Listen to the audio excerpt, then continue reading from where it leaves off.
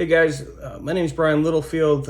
We've spoken before about FedEx. I'm going to talk to you guys again about FedEx's response to COVID-19 and how that impacts your local community, the country's community, and the world community. All right.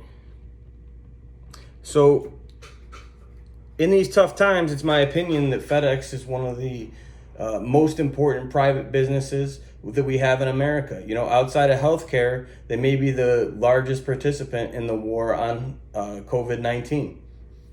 Since the onset of the sweeping stay-at-home orders by most states, FedEx has kept its trucks and its planes running to make sure that all of the customers that need essential packages are provided the service that they have come to expect and that they need to get their essential medicines, and now could be some foodstuffs too. So why don't we take a look at the second slide here? And so I just wanted to talk a couple minutes about the employee response at the local level. So we want to make sure that all the employees are feeling safe when they come to work. So each night, some sanitation is done to each of the trucks. The work areas are cleaned, and the equipment that they carry with them is cleaned also. Many of the employees are very appreciative to the fact that we are stepping up and making sure that all of these work areas are clean. At first, getting some of the necessary cleaning materials was a little bit difficult, but we have seemed to have passed that at this point and have been able to get what we needed to make sure that everything is getting cleaned daily. Management is also accommodating certain concerns and medical situations as needed with the workforce. Just to give you an example, I have a lady who works for me. She works part-time, works about 17 and a half to 20 hours a week. And what she does is she comes in, she pays the bills for our local location. She may do a couple different audits as far as auditing fuel and whatnot. But for the most part, her job is non-essential. But at the same time, we do need her to come in and do some of the bill paying and some of the stuff that will keep these items off of the manager's plates to allow us to freely function and, operate basically at this point is basically what we are being told to do. So by getting with her and communicating and seeing what she wanted to do, because her main concern was just the amount of people that she would be around in the office if she came in Monday through Friday. So I discussed it with her, and I thought that maybe we could get the core group of her duties done in one day if she came in on Saturday. So she agreed to come in on Saturday. It seems to have been working out quite well at this point. So it's a good people thing to take care of your employees when you can. So it was something that we could work out under the current circumstances, and we did. All right, so we'll move on to slide number 3. And first I'm going to talk about the FedEx is basically the impact that it's having on the world supply chain at this point. So a few weeks ago, Health and Human Services acquired tests from the country of Italy, and they flew those tests back into Memphis, Tennessee, where FedEx was prepared to take the packaged tests, redistribute them amongst the facilities that Health and Human Services wanted the packages to go to. FedEx was brokered the whole entire thing and was able to get these testing kits out to the spots where Health and Human Services has us take those. This is an ongoing thing that we are doing with the government at this point.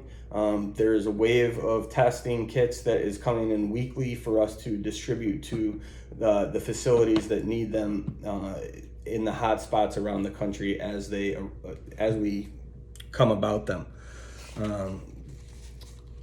So what we will talk about next is the FedEx Cares and the direct relief, which this is something that affects the entire country. So FedEx is teaming up with Direct Relief to deliver 250,000 N95 masks and other PPE to their community centers around the country. This equates to about 1,000 deliveries in all 50 states. Direct Relief, I don't know if many of you know about it, but it's a really nice system of community centers that help out a lot of the poor and disadvantaged people of the United States. They actually help out 1 in 11 U.S. residents, 1 in 3 suffering in poverty, 1 in 5 Medicaid participants, and 1 in 5 rural residents. The next thing that I want to talk to you about is how FedEx helps out our local community. Okay, FedEx's main community that I would say that we are most present in is Memphis, Tennessee. In conjunction with other charities and businesses in the Shelby County area, FedEx helped bring 120,000 bagged lunches to Shelby County school residents. This is a tremendous help to the area's school-age children, as many are food insecure. Many of these kids, they depend on school lunches for their only meals of the day or their main meals of the day. So by supplying them with trucks to get the bagged lunches to the kids, and a refrigerated truck to help to keep the bagged lunches cool and fresh for them as they were distributed, FedEx was there to make sure that all these things happened and that these kids got their bagged lunches when school was out of session. So going forward, clearly FedEx has a positive impact on the world, the country, and the local communities. It's a great place to work.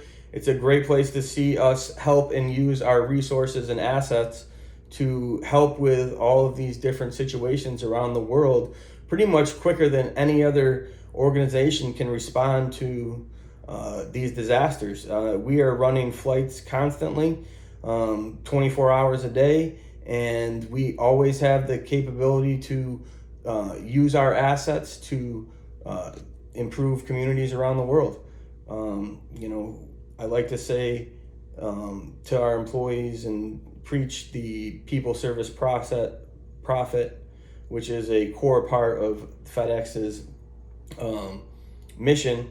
The people in that little saying are first. So always the people are going to come first, and they're always going to expect excellent service. And in turn, it usually turns a nice profit. And if it doesn't turn a profit, then we know that we're doing the right thing for the people around the world too. And that's about all that I have. You can see my references here on the last page of the slideshow. Thank you very much for taking a look at this video. Sorry about the audio issues, and have a good night, guys.